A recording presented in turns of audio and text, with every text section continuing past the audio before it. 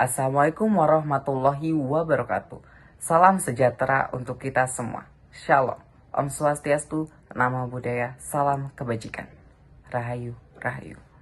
Perkenalkan, nama saya Billy Muhammad Farizi dari Program Studi Manajemen dengan NIM 289255045. Izin untuk mempresentasikan hukum penanaman modal yang ada di Indonesia.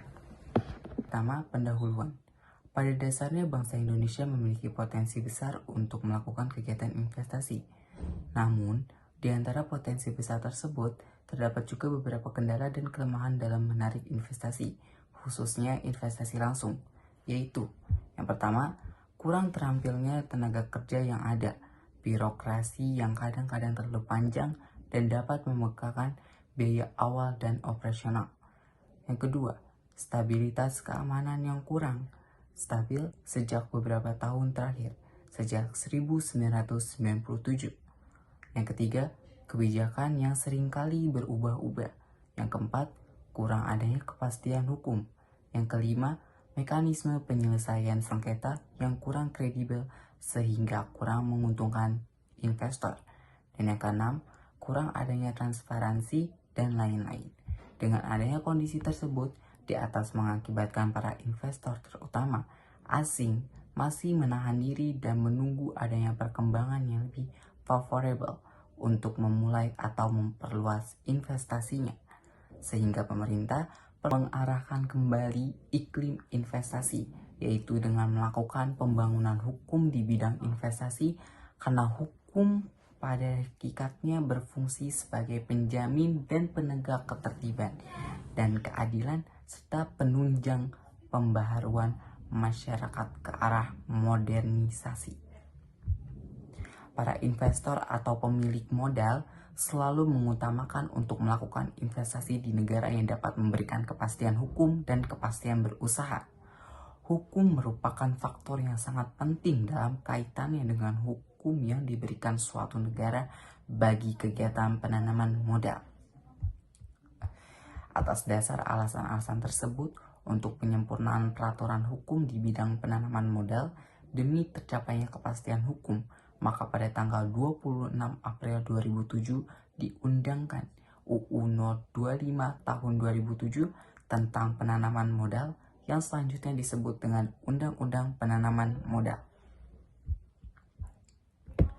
Dengan diberlakukannya UU Penanaman Modal baru, maka Undang-Undang Nomor 1 Tahun 1967 tentang penanaman modal asing dan Undang-Undang Nomor 6 Tahun 1968 tentang penanaman modal dalam negeri dicabut dan dinyatakan tidak berlaku. Dalam Undang-Undang Penanaman Modal yang baru tersebut memberikan fasilitas dan kemudahan kepada para pemilik modal meliputi sebagai berikut. Yang pertama, fasilitas fiskal. Yang kedua, kemudahan hak atas tanah. Yang ketiga, pelayanan imigrasi. Yang keempat, kemudahan impor. Yang kelima, ketenaga kerjaan. Penanaman modal. Dalam Undang-Undang Penanaman Modal Nomor 25 Tahun 2007 tidak membedakan antara penanaman modal dalam negeri dan penanaman modal asing. Seperti halnya Undang-Undang Penanaman Modal terdahulu yang terdiri dari dua undang-undang, yaitu Undang-Undang Penanaman Modal Asing dan Penanaman Modal Dalam Negeri. Menurut ketentuan pasal 1 ayat 1 Undang-Undang Nomor 25 Tahun 2007, penanaman modal adalah segala bentuk kegiatan menanam modal, baik oleh penanam modal dalam negeri maupun penanaman modal asing untuk melakukan usaha di wilayah negara Republik Indonesia.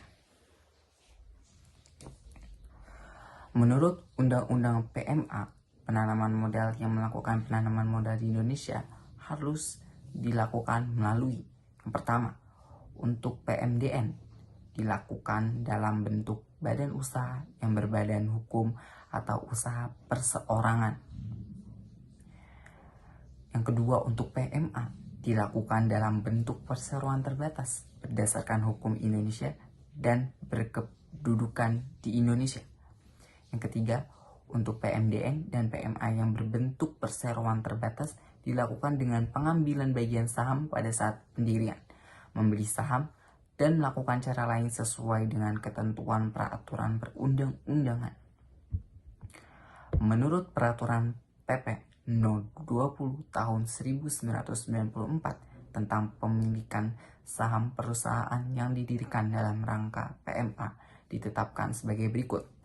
Yang pertama, kegiatan perusahaan dalam rangka PMA dengan berlokasi di seluruh wilayah Republik Indonesia. Yang kedua, bagi daerah yang telah ada di kawasan berikat atau kawasan industri, lokasi kegiatan perusahaan tersebut diutamakan di dalam kawasan tersebut. Menurut ketentuan pasal 12 ayat 1 Undang-Undang Nomor 25 Tahun 2007 menyebutkan bahwa semua bidang usaha dan jenis usaha terbuka bagi kegiatan penanaman modal kecuali bidang usaha atau jenis usaha yang dinyatakan tertutup dengan persyaratan. Pengaturan mengenai bidang usaha penanaman modal pada dasarnya dapat dibagi menjadi tiga, yaitu yang pertama, bidang usaha yang terbuka. Yang kedua, bidang usaha yang tertutup mutlak absolut. Yang ketiga, bidang usaha yang terbuka dengan persyaratan. Penanaman modal asing. Bentuk kerjasama penanaman modal yaitu yang pertama, joint venture. Yang dimaksud dengan joint venture adalah kerjasama antara pemilik modal asing dengan pemilik modal nasional semata-mata berdasarkan suatu perjanjian belaka. Yang kedua, joint enterprise. Yang dimaksud dengan joint enterprise adalah kerjasama antara pemilik modal asing dengan pemilik modal nasional yang dituangkan dalam Badan Hukum Indonesia. Dalam joint enterprise ini, modal yang dimiliki dinilai dalam rupiah dan dalam valuta asing. Yang ketiga, kontrak karya. Yang dimaksud dengan kontrak karya adalah kontrak kerjasama antara modal asing dengan modal nasional yang terjadi apabila penanam modal asing membentuk suatu badan hukum Indonesia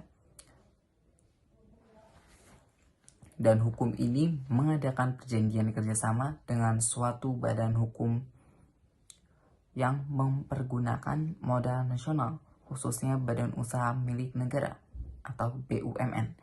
Pada tanggal 16 Desember 2008, DPR telah menyetujui Undang-Undang Pertambangan Mineral dan Batu Bara, Undang-Undang Minerba, di mana undang-undang ini mengakhiri pengelolaan pertambangan di Indonesia dengan cara kontrak karta. Dan yang keempat, kontrak production sharing. Yang dimaksud dengan kontrak production sharing adalah kontrak kerjasama secara bagi hasil, yaitu suatu bentuk kerjasama kredit antara modal asing dengan pihak Indonesia yang memberikan kewajiban kepada pihak Indonesia untuk mengembalikan kredit beserta bunganya dalam bentuk hasil produksi yang diekspor pada kredit. Seperti itu. Dilanjut untuk pertanyaan yang pertama. Apa sih inti masalah yang coba diselesaikan oleh hukum penanaman modal di Indonesia?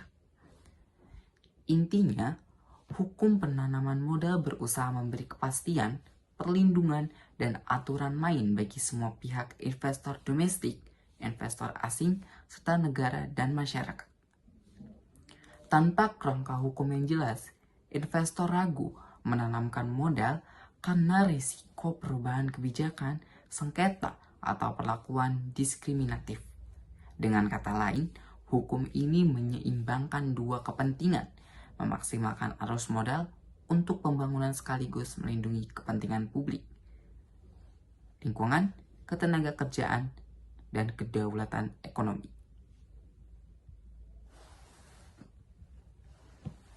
Yang kedua, undang-undang mana yang jadi payung hukum utama? Apa poin penting? Payung utama adalah Undang-Undang Penanaman Modal, Undang-Undang Nomor 25 Tahun 2007, dan peraturan pelaksana atau pembaruan setelahnya.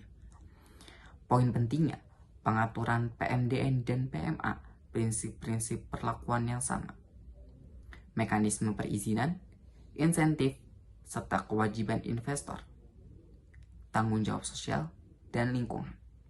Undang-undang ini juga memberi dasar pembentukan lembaga koordinasi seperti BKPM dan kebijakan penyelesaian sengketa investasi.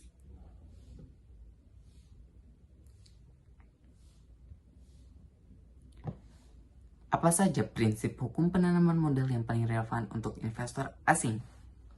Prinsip penting untuk investor asing meliputi yang pertama, non-discrimination atau equal treatment, perlakuan yang tidak diskriminatif. Yang kedua, kepastian hukum atau peraturan stabil dan dapat diprediksi. Yang ketiga, keterbukaan, akses informasi dan prosedur yang transparan. Yang keempat, efisiensi birokrasi, perizinan cepat. Dan yang kelima, perlindungan terhadap ekspropriasi tanpa kompensasi layak. Investor asing paling sensitif terhadap perubahan aturan mendadak dan risiko politik. Apa saja sih hambatan yang masih dihadapi oleh penanaman modal di Indonesia? Beberapa hambatan utama. Yang pertama, birokrasi dan perizinan yang kompleks. Meski OSS membantu, implementasi daerah belum seragam. Yang kedua, ketidakpastian regulasi antar level pemerintahan. Yang ketiga, infrastruktur yang belum memadai di beberapa wilayah. Yang keempat, masalah tata ruang dan konflik lahan. Yang kelima, korupsi dan praktik pungli. Serta yang keenam, kapasitas sumber daya manusia yang belum sesuai kebutuhan teknologi modern. Bagaimana hukum mengatasi konflik kepentingan antara investor dan masyarakat lokal? Hukum menetapkan beberapa instrumen, studi AMDAL atau UKL-UPL, untuk dampak lingkungan, kewajiban CSR atau kewajiban investasi pada komunitas lokal, dan mekanisme konsultasi publik sebelum proyek besar. Selain itu, peraturan perizinan sering mensyaratkan penyelesaian hak atas tanah yang jelas. Namun, efektivitasnya bergantung pada penegakan. Bila pengawasan lemah atau korupsi terjadi, hak masyarakat mudah terabaikan. Jika hukum ada, tantangannya adalah implementasi dan pengawasan.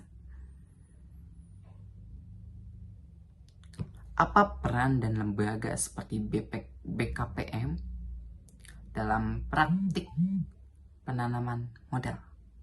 BKPM atau yang disebut dengan Badan Koordinasi Penanaman Modal berfungsi sebagai koordinator kebijakan investasi, penyedia informasi, dan promosi investasi, serta memfasilitasi perizinan. Perannya strategis. Yang pertama, menyederhanakan proses.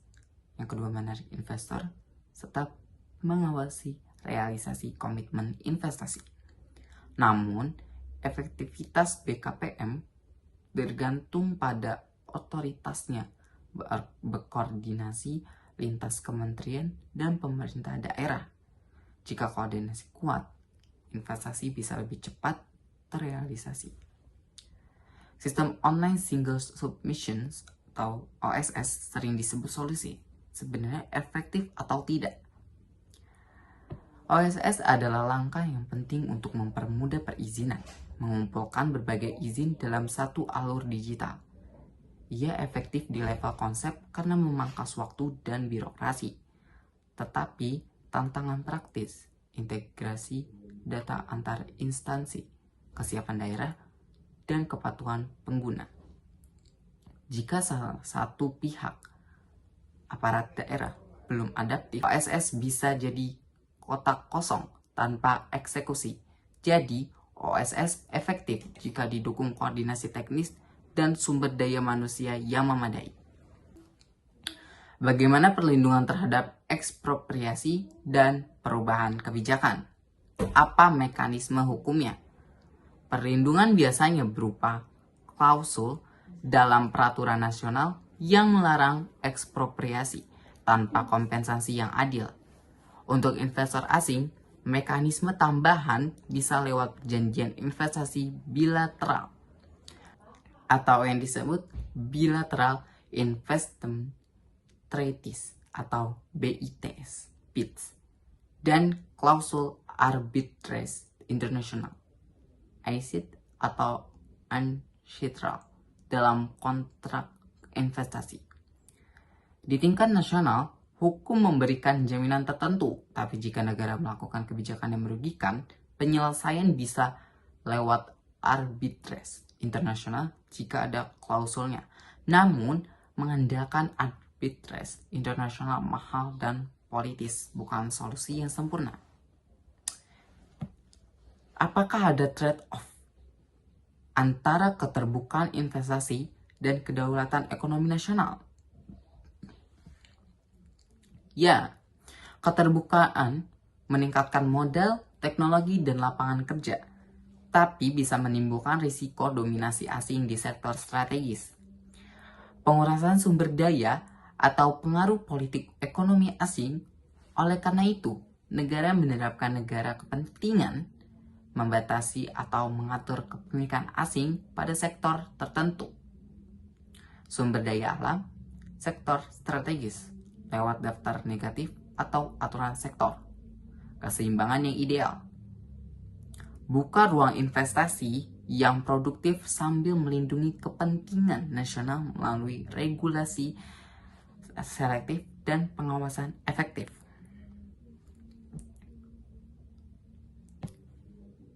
Nah, contoh nih, sektor yang biasanya dibatasi. Yang pertama itu ada sektor energi, yang kedua ada pertahanan, dan yang ketiga ada tanah.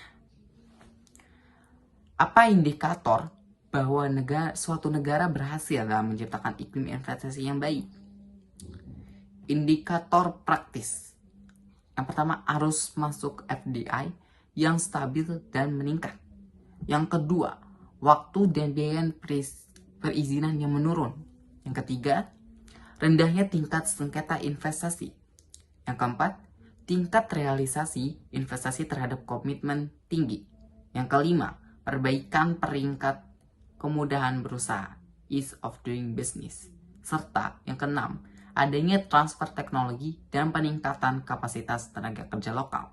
Indikator ini harus dilihat jangka menengah panjang, bukan hanya lonjakan sementara. Kalau diminta rekomendasi kebijakan singkat untuk memperbaiki iklim investasi, apa yang akan saya berikan? Yang pertama, harmonisasi regulasi pusat daerah agar tidak terjadi tumpang tindih.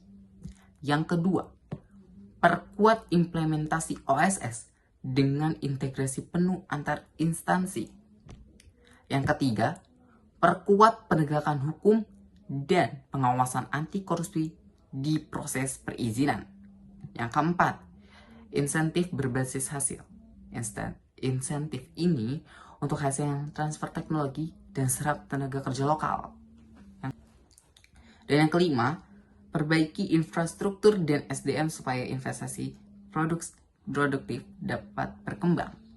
Ini kombinasi kebijakan administratif, fiskal, dan investasi pada manusia atau infrastruktur.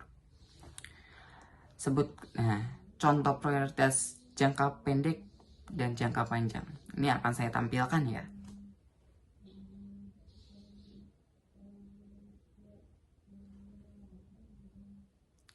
Nah, yang terakhir nih, kita sudah sampai di penghujung.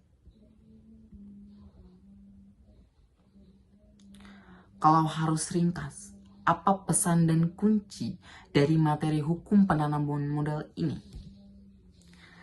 Pesan kuncinya, kepastian hukum dan implementasi yang konsisten sama dengan fondasi iklim investasi yang sehat. Hanya ada dua arah. Hukum yang kuat menarik investasi berkualitas, hukum yang rapuh mengusirnya. Oleh karena itu, reformasi hukum, birokrasi, dan penguatan institusi harus berjalan bersamaan agar investasi benar-benar memberi manfaat bagi pembangunan dan masyarakat. Oke. Jadi, sampai saat ini saya mempresentasikan hukum penanaman modal yang ada di Indonesia. Kesimpulannya yaitu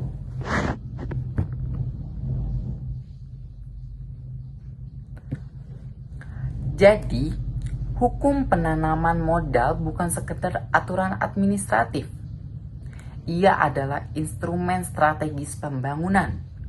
Kuncinya bukan hanya menyusun aturan, tetapi memastikan aturan itu dijalankan secara adil dan konsisten. Terima kasih. Sekian presentasi dari saya, Billy Muhammad Farizi, Program Studi Manajemen dengan NIM 2892550045. Terima kasih telah mendengarkan dan semoga hasilnya memuaskan. Wassalamualaikum warahmatullahi wabarakatuh.